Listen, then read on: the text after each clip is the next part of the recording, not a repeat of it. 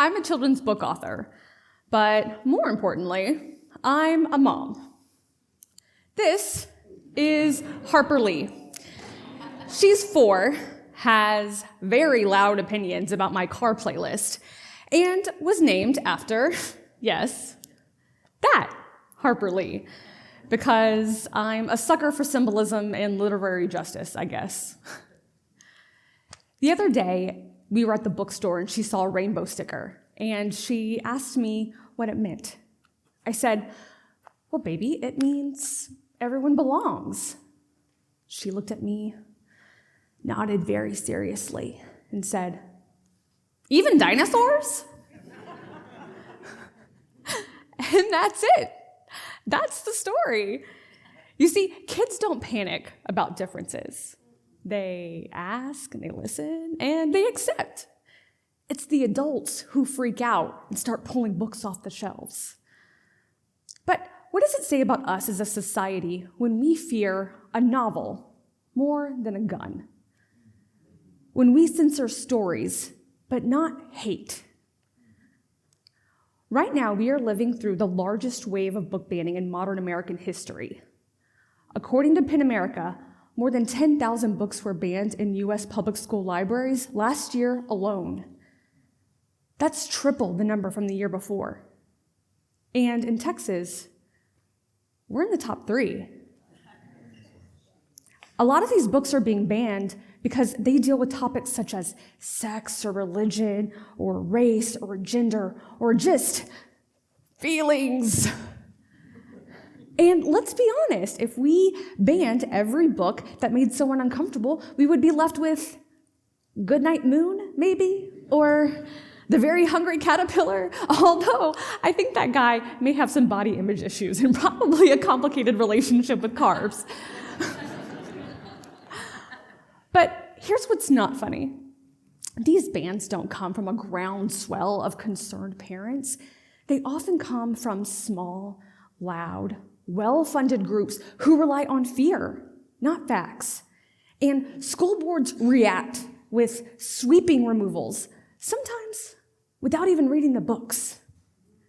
When that happens, we're not just banning ideas, we're banning nuance, we're banning empathy, and we're banning the right to choose what's right for our own families.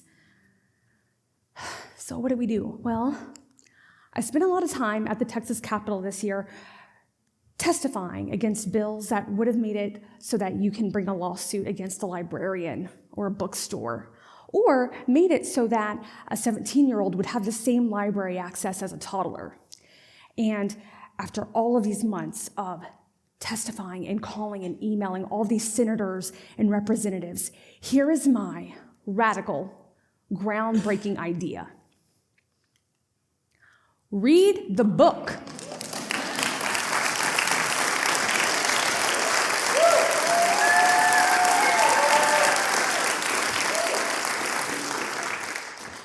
And then talk about it. Instead of banning books, we lean in.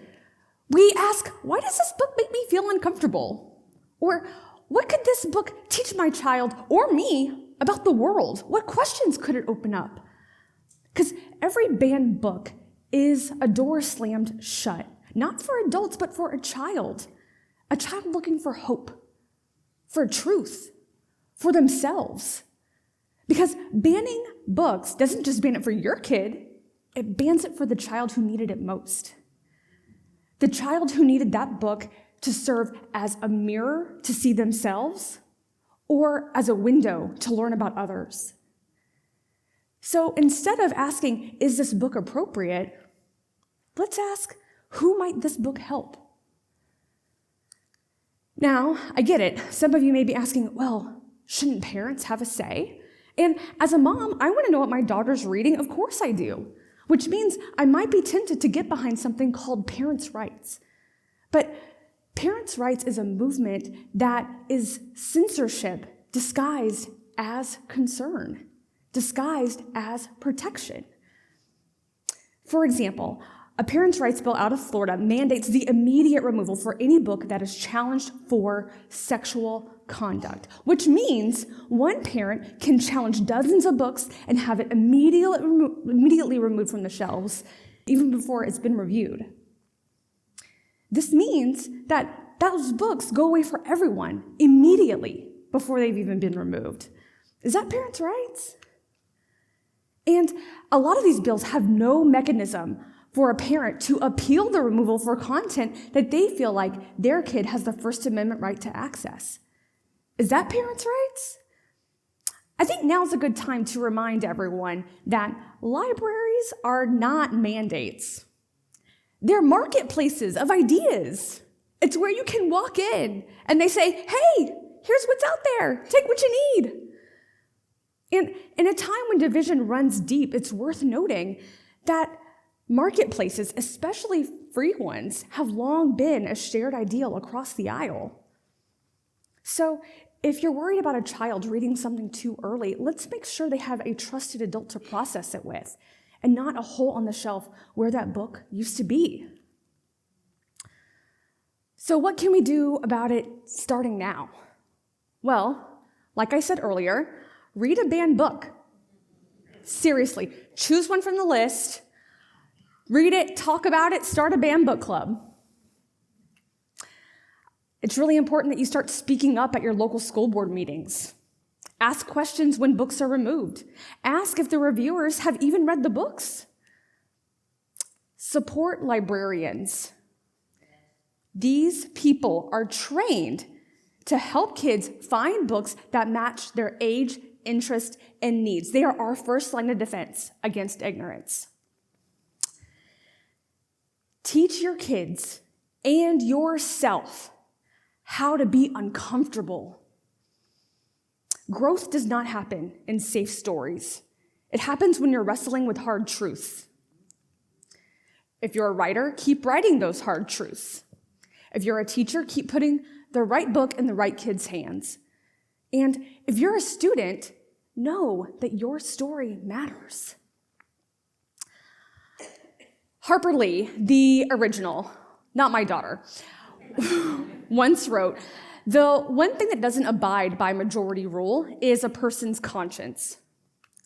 Stories help form that conscience. They help us know what it's like to live someone else's life. They help us not just raise smarter kids, but kinder ones. We all have a responsibility to conscience, to our kids, to our community, to keep books on the shelves. Let's raise readers. Let's raise thinkers. Let's raise kids who aren't scared of difference, but instead seek to understand it. Because when we say everyone belongs, we have to mean it. Even dinosaurs. Thank you.